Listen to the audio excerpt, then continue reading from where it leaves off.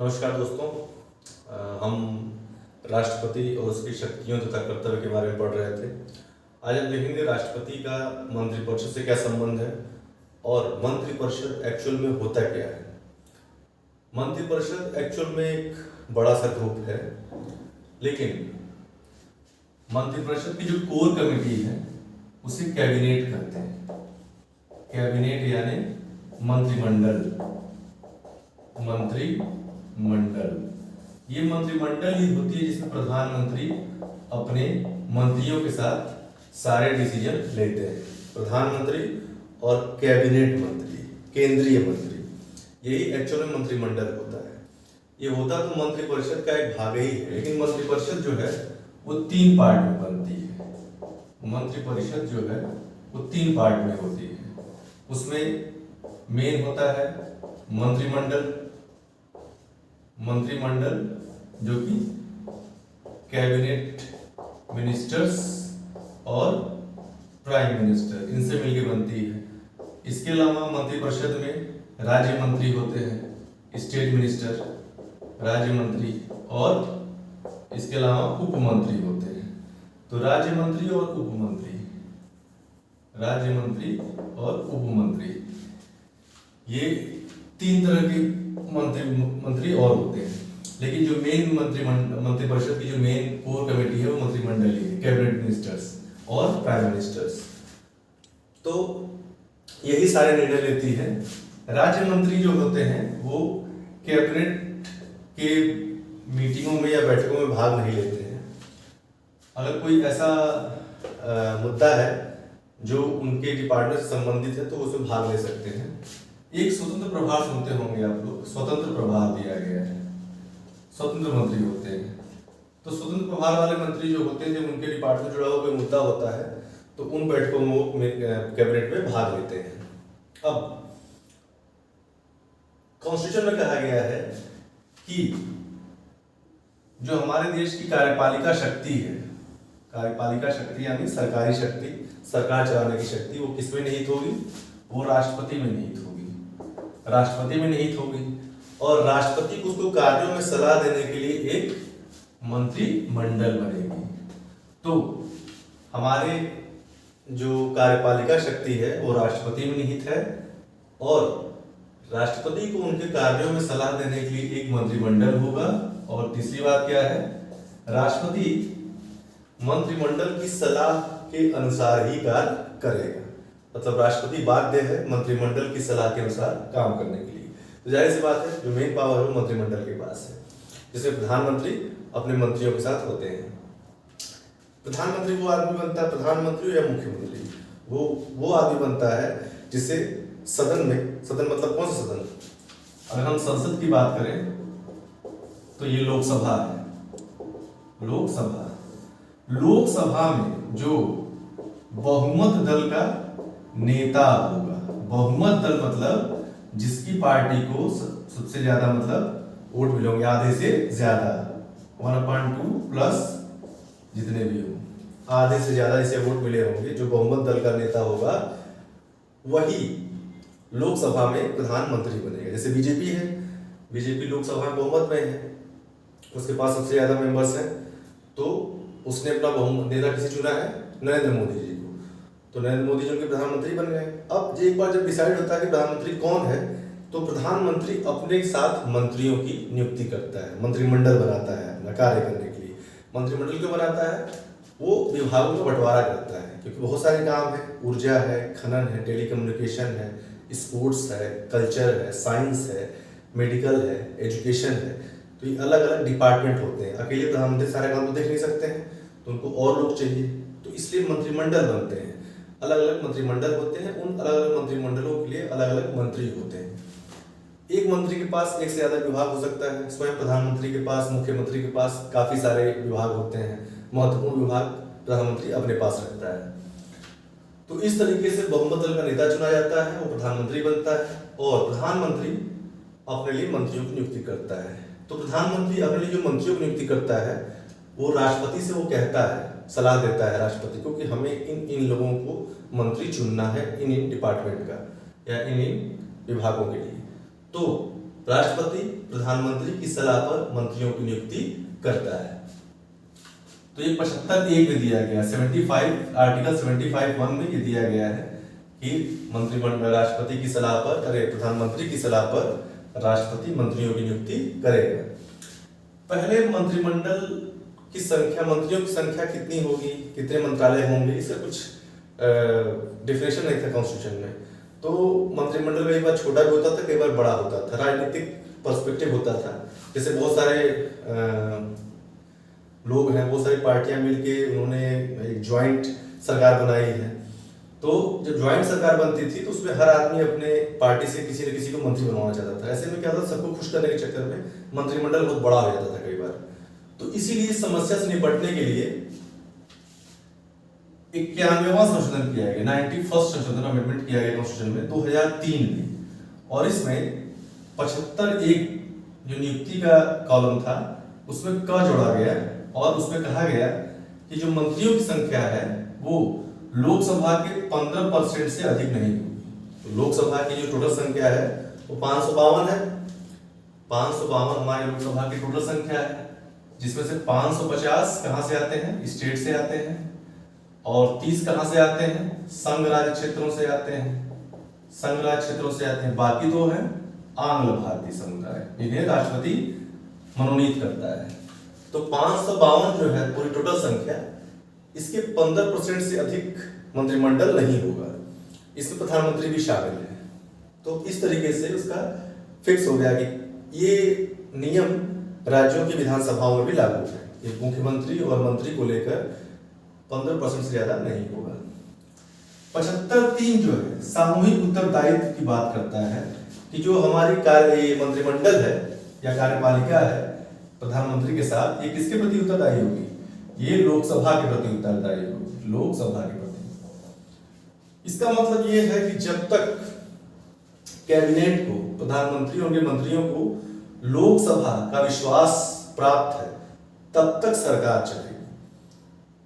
तो इसको चेक करने के लिए कई बार अविश्वास प्रस्ताव आता है।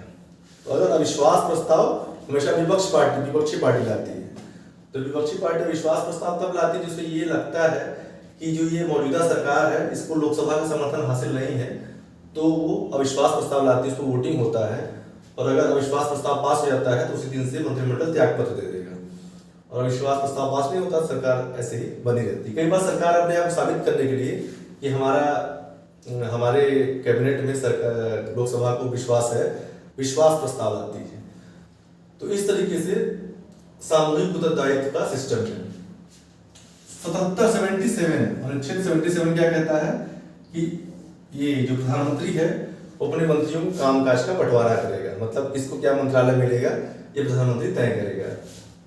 78 का ग क्या कहता है, 78 का क्या कहता है कि अगर किसी मुद्दे पर एक मंत्री ने विचार किया है, लेकिन विचार करने के बाद, निर्णय लेने के बाद उसने उस मामले को मंत्रिपरिषद के समक्ष नहीं रखा है, पूरी मंत्रिमंडल के समक्ष नहीं रखा है, तो राष्ट्रपति प्रधानमंत्री से कह सकते हैं कि आप मंत्री के इस निर्णय को पूरे मंत्रिपरिषद के समक्ष रखवाइए, और प्रधानमंत्री उस निर्णय को पूरे मंत्रिमंडल के समक्ष रखवाएगा।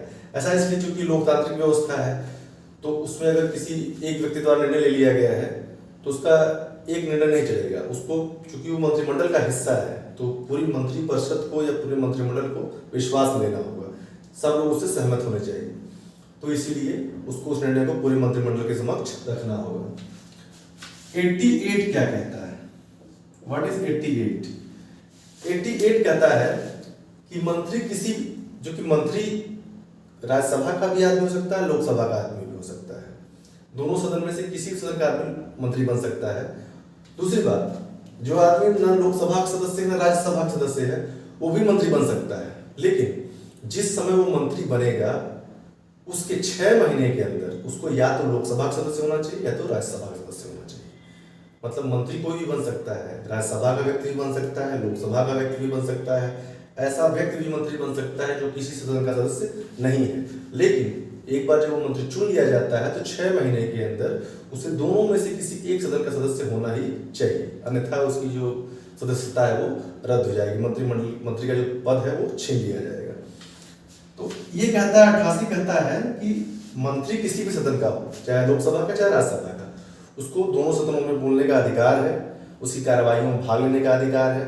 लेकिन जिस सदन में वोटिंग पड़ रही है, अगर वो उस सदन का सदस्य नहीं है तो उसमें वोट नहीं डालेगा।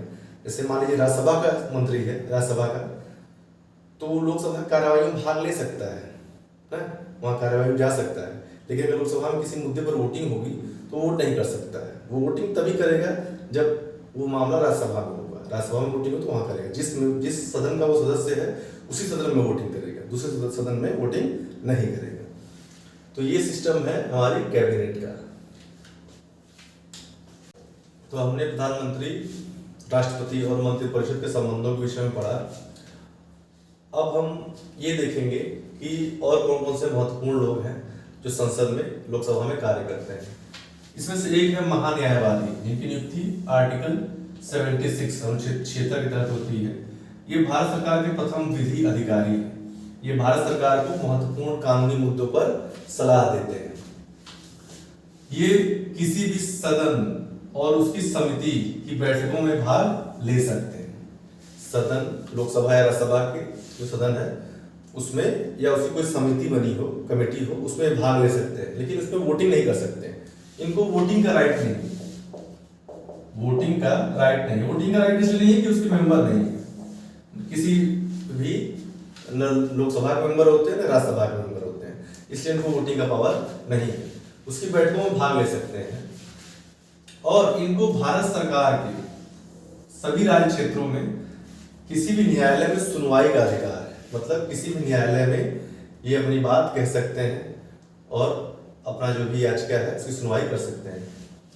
तो ये महान्यायवादी हैं, अटॉर्नी जनरल जिन्हें कहते हैं इंग्लिश में। उसके बाद एक और पद है controller and auditor general of India, नियंत्रक और महालेखा परीक्षक। महालेखा परीक्षक ये कैग हैं। ये आर्टिकल 148 में दिया हुआ है इनके बारे में। ये संपूर्ण वित्तीय प्रणाली का नियंत्रण करते हैं। भारत सरकार की जो संपूर्ण वित्तीय प्रणाली है उसका नियंत्रण करते हैं। देखिए, इनकी नियुक्ति करता है राष्ट्रपति। इनकी नियुक्ति राष्ट्रपति करता है, लेकिन इनको हटाने के लिए दोनों सदनों का 2/3 बहुमत चाहिए, लोकसभा और राज्यसभा का। मतलब इनको हटाने के लिए वही प्रक्रिया अपनाई जाएगी जो उच्चतम न्यायालय के न्यायाधीश को हटाने के लिए अपनाई जाती है, हाई कोर्ट के जजों के लिए। हाई कोर्ट और सुप्रीम कोर्ट के जजों को हटाने के लिए जो प्रक्रिया अपनाई जाती है वही प्रक्रिया हमारे यहाँ कैग को हटाने के लिए अपनाई जाती है। तो एक तरह से महाभियोग है, साबित असमर्थता या कदाचार, दो आधार है जिनके आधार पर इनको महाभियोग लग सकता है। ये जो है 65 वर्ष या 6 वर्ष इनका कार्यकाल होता है। इसमें से जो भी पहले हो जाए, तो 65 वर्ष आयु पूरी हो जाएगी तो भी हट जाएंगे, या 6 वर्ष पूरी हो जाएगी तो भी हट जाएंगे। जो पहले हो जाएगा ये उसके आधार पर हट जाएंगे। नहीं तो इनको महाभियोग द्वारा हटाया जा सकता है, या फिर ये स्वयं अपना इस्तीफा राष्ट्रपति को सौंप सकते हैं। तो ये इनकी जो इनका और जो कैग ये पूरा डिपार्टमेंट है, ये इनका जो वेतन है वो भारत की संचित निधि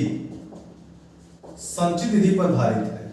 संचित निधि भारत सरकार की तिजोरी होती है जिसमें पैसा होता है, सरकार का पूरा पैसा होता है, वहां से इनका वेतन दिया जाता है। तो इनके वेतन में इनके पद के दौरान कोई भी अलाभकारी परिवर्तन नहीं किया जाएगा। एक बात ये भी है, और एक बार ये अपने पद से रिटायर हो जाएंगे या हट जाएंगे तो उसके बाद ये भारत सरकार के अधीन किसी भी संस्था में कार्य नहीं करेंगे। और जो इनके कार्य है बेसिकली वो है भारत सरकार, राज्य, ये हमारी जो विधानसभा है या लोकसभा है, ये जो पैसे खर्च करती है, तो पैसे खर्च करती है, पैसा कैसे आया, कहाँ गया, जिस डिपार्टमेंट को जाना था उस डिपार्टमेंट में गया कि नहीं गया, जिस प्राधिकारी या अधिकारी के माध्यम से होना था उस माध्यम से पैसा गया कि नहीं गया, जो प्रक्रिया अपनाई जा रही थी वो पूर्ण तरीके से अपनाई गई कि नहीं अपनाई गई है, सारा सिस्टम को ये चेक करते हैं और अपना डाटा तैयार करते हैं। तो इनका काम यही है, उसकी ऑडिटिंग करना सारे पैसों की। और दूसरी बात, सरकारी जो कंपनियां हैं, सरकार के जो प्राधिकारी हैं, प्रशासक हैं, और सरकार से अगर अंशतः या पूर्णतः पोषित कंपनी है उनकी भी ऑडिटिंग करते हैं। जो निगम है और निकाय है जैसे इंडियन ऑयल कंपनी है या बड़ी कंपनियां हैं, सबकी ऑडिटिंग ये करते हैं और राष्ट्रपति द्वारा इन्हें जो जिम्मेदारी दी जाए। तो इनका काम है ऑडिटिंग करना। ऑडिटिंग करने के बाद ये अपना जो रिपोर्ट होता है वो संसद के समक्ष रखते हैं राष्ट्रपति के माध्यम से। तो राष्ट्रपति के माध्यम से कैग जो है अपनी रिपोर्ट वो संसद में रखता है। अब इसमें कहा तो गया है कि नियंत्रक है, लेकिन ये नियंत्रक नहीं है एक्चुअल में। ये शब्द लिया गया है ब्रिटेन के सेम पोस्ट से। तो वहां जो ब्रिटेन में जो कैग है वो वास्तव में नियंत्रक है, क्योंकि वो धन के जाने, संसद से धन के जाने और धन के आने दोनों पर नियंत्रण रखता है। मतलब बिना उसकी अनुमति के, उसके अनुमोदन के, वहां वाला जो ब्रिटेन का कैग है उसके अनुमोदन के बिना संसद पैसा ले भी नहीं सकती है और खर्च भी नहीं कर सकती है। लेकिन यहाँ पे स्थिति डिफरेंट है। यहाँ पे जब संसद को पैसा लेना होता है, पैसा रिलीज करना होता है, तो उसमें कैग की कोई भूमिका नहीं होती है। वो धन विधेयक पास होता है और पैसा संसद के पास, सरकार के पास आ जाता है। क्योंकि हमारे यहाँ क्या सिस्टम है, हमारे यहाँ सिस्टम ये है कि पैसा किसको चाहिए, सरकार को पैसा चाहिए। सरकार को, सरकार क्या है, सरकार क्या है, कार्यपालिका, कार्यपालिका, और कार्यपालिका क्या है, कैबिनेट है जो हमारी सरकार है। तो सरकार को पैसा चाहिए, सरकार को पैसा कौन देगा, संसद देगी। संसद में कौन देगा, लोकसभा देगी। तो बेसिकली लोकसभा सरकार को पैसा देती है उसके कार्यों को पूरा करने के लिए। लोकसभा सरकार को पैसा देती, कैसे देती है, धन विधेयक से, मनी बिल से। तो धन विधेयक जो होता है वो लोकसभा द्वारा पारित होता है और एक बार धन विधेयक पारित हो जाता है तो सरकार को पैसा खर्च करने का अधिकार मिल जाता है। अब इसमें कैग की कोई भूमिका ही नहीं है, ये उसका प्रश्न ही नहीं। और धन विधेयक के बारे में ये कहा गया कि उसे राष्ट्रपति भी नहीं रोक सकता है, मतलब उसे पुनर्विचार के लिए भी नहीं भेज सकता है। धन विधेयक संविधान संशोधन विधेयक जैसा है जिस पर राष्ट्रपति को अनुमति देनी ही देनी है। तो नियंत्रक और महालेखा परीक्षक क्या करते हैं, वो पैसा खर्च हो जाने के बाद, जब पैसा खत्म हो चुका रहता है, अपने मद में खर्च चुका रहता है, तो ये बस उसका डाटा चेक करते हैं, कहाँ से आया, कहाँ खर्च हुआ। पैसे के रिलीज पर कोई नियंत्रण नहीं है, बस पैसा गलत तरीके से खर्चा हुआ, सही तरीके से खर्चा हुआ, कैसे खर्चा हुआ, कहाँ खर्चा हुआ, ये सारा आंकड़ा ये बता देंगे और बताने के बाद उसे संसद में पेश किया जाता है। तो ये दो महत्वपूर्ण अधिकारी हैं, महान्यायवादी आर्टिकल 76 के तहत और कैग आर्टिकल 148 के तहत। इनके बारे में जानना जरूरी है।